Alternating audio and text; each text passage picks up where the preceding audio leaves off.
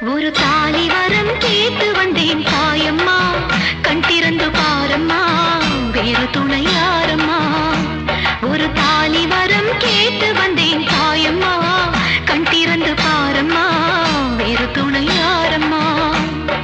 குத்தமில்லா ஒரு உத்தம நெஞ்சுக்கு சோதனைகள் எதுக்கு?